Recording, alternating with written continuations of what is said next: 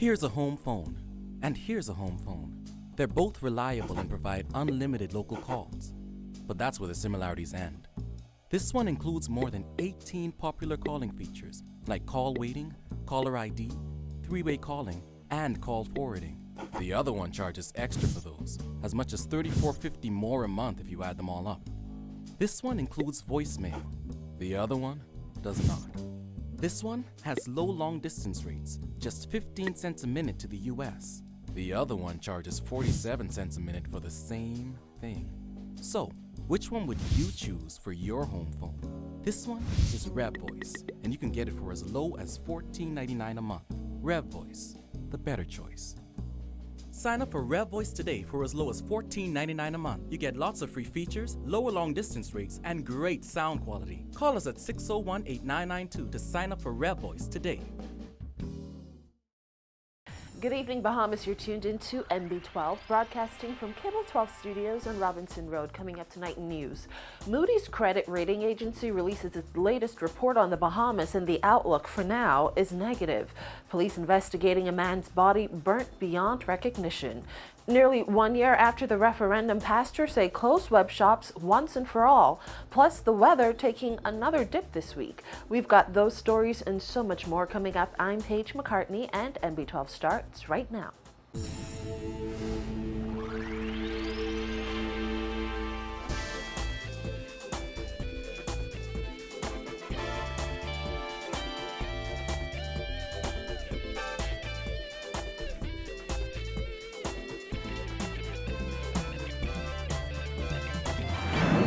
And welcome once again to NB12. As 2014 gets underway, many are hoping for a more peaceful and prosperous year than the last one. And tied to that are hopes that promises of a turnaround are fulfilled. But Moody's Investor Service, one of the world's largest credit rating agencies, has delivered a sober message for the country's economy, examining the likelihood of a turnaround and the possible impact of the controversial value-added tax. The outlook remains negative. Juan McCartney reports.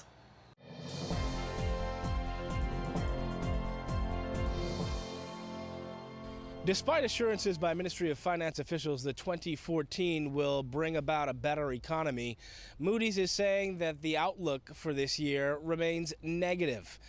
It's a mixed bag in the report. It also says that many institutions in the Bahamas remain stable, yet debt is the country's main problem, and it's expected to hit historic highs this year. Moody's gave that negative outlook mainly because the country's debt-to-GDP ratio remains so high and is expected to climb even higher, projected to pass 60% in 2014, a historic number. Couple that with Moody's projections that the Christie administration won't be as successful as it believes with tax collection and the paying down of the debt, and Moody's says it's unlikely that the administration's promise of having a balanced budget by 2016 will actually happen. Moody's looks at lots of major sectors of the economy, but spends a considerable portion of its report analyzing value-added tax. Moody's thinks VAT will basically be revenue neutral in the first 2 years, meaning there'll likely be no windfall for the government as it plans to reduce customs and excise duties. Moody's also projects that there could be a political cost to VAT implementation for the PLP, but it noted that with the next general election several years away, now is an ideal time to put it in place, and by 2016, it could generate as much as a third of total government revenue. Fiscal prospects for VAT improve as time goes by, said Moody's. Meantime, the organization pointed out that things are likely going to remain somewhat bleak as long as there's only modest growth in the economy.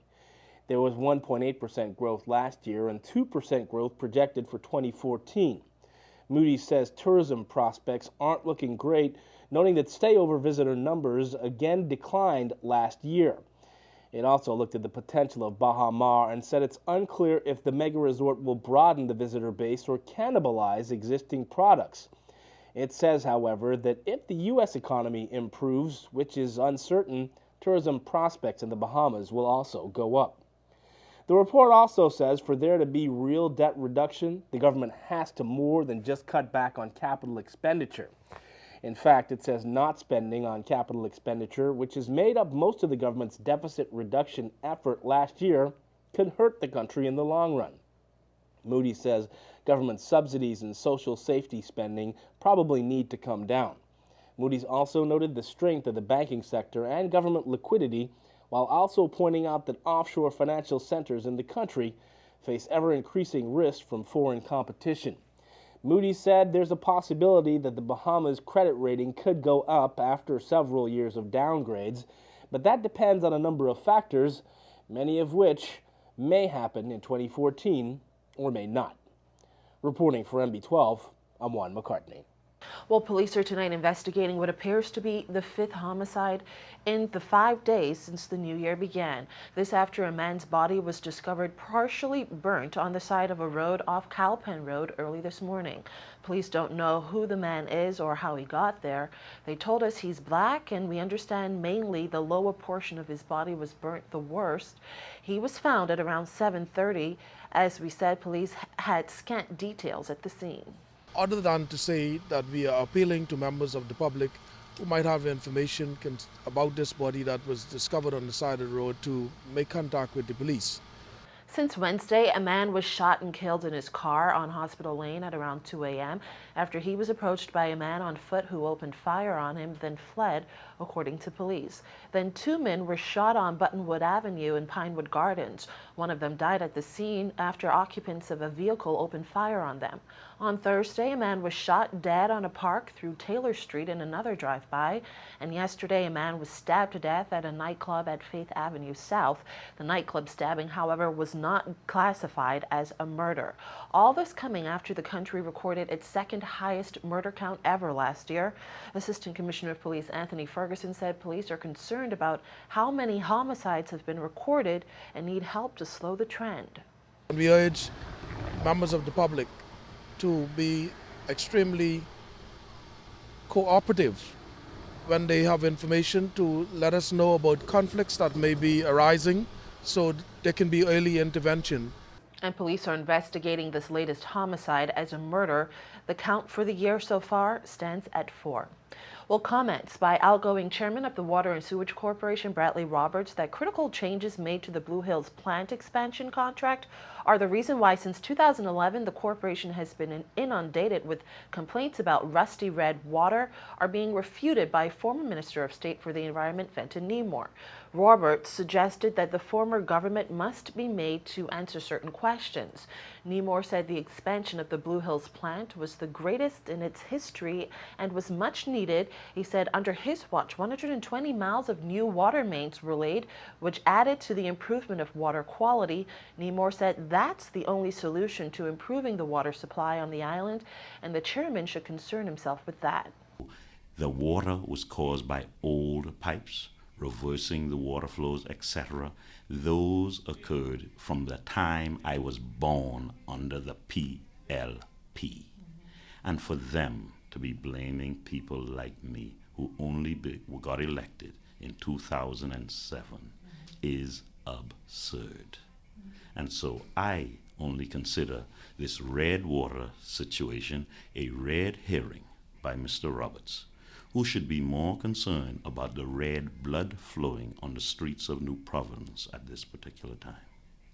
Roberts said a $50,000 audit has been conducted and found that changes negatively impacted the quality of water and damaged pipes, but Nemours said the outgoing chairman is complicating the matter. They're using that to distract, to say, hey, that is causing rusty water. Rusty water has always been around. It is only one indicator that is used. The only way to remove red water is to remove the pipe. That is common sense. And so the FNM made it its major objective to remove the pipes. And for Mr. Roberts and those to be wasting money on audits like they're doing at NIB and they're doing at Water and Sewage, they should spend the money on removing the pipes if they want to reduce red water. Nemours said some of the provisions that his administration left in place to ensure the older metal pipes stop producing rust were stopped by the new administration. It involved adding a solution to the water that would coat the inside of the pipes, preventing rust from bleeding into the water. He said with thousands of pipes left to be replaced, this was the most viable option for the corporation. That is now off the table. Hundreds of miles of pipes. Hundreds of miles. It is estimated that it will take us more than 20 years to replace the unlined pipes. So why is Mr. Roberts wasting money on audits? He needs to get out in the streets and replace those unlined pipes. That's the bottom line. Roberts blasted Nemours' comments in a statement released today, calling them asinine. Well, Minister of Tourism Obi Wilchcombe's comments that he wants to have fresh talks with the church about finding an acceptable plan to regulate the numbers game isn't sitting well with one of the pastors who worked on the Vote No campaign ahead of the gambling referendum on January 28th last year. Bahamas Harvest Church head pastor Mario Moxie said many religious leaders are offended by the government's attitude nearly a year after the referendum, and the government needs to live up to its word and close web shops before attempting to start a new dialogue with the church on the controversial issue. The invitation to come together was put forth prior to the referendum. Any opportunity that the government wanted to have in terms of bringing everyone to the table really should have happened before the referendum. At this point, almost a year after the referendum, we're still waiting on the government to keep up its end of the bargain, which was if there was a no vote, they would do everything in their power to shut down the web shop houses. At this point, the government hasn't done everything in its power. They're still lagging, sadly lagging behind on this issue, and refuse to enforce the laws. Moxie said the government needs to fulfill the pledge it made to abide by the results of the referendum, and that this is one issue the church will not compromise on. To my knowledge, there is no talk about coming together. There's no talk about conceding on this point. There is no compromise that will come from the church. As far as I know, our position is one of a moral foundation. It's a moral ground that we're taking. That moral ground hasn't changed from the 28th of January to this day. Last week, Wilchcombe said the government could simply bring legislation to Parliament to regulate the underground sector, but did not want to insult those who voted in the referendum. Still, he said a decision has to be made. Moxie said no matter what, if web shops remain open, those who voted no will be insulted. The government has the authority to legislate and regulate the number of houses. They had that authority prior to the referendum. They conceded on that when they decided that they were going to take it to the people. They, in other words, kind of took their hands off of it and says, you know what, we're not going to make this decision. We're going to allow the Bahamian people to make the decision. Now to come back after that and say, okay, you didn't make the decision that we wanted you to make, therefore we're going to do our own thing, is an affront to the Bahamian people. It's insulting to the intelligence of every single Bahamian in this nation.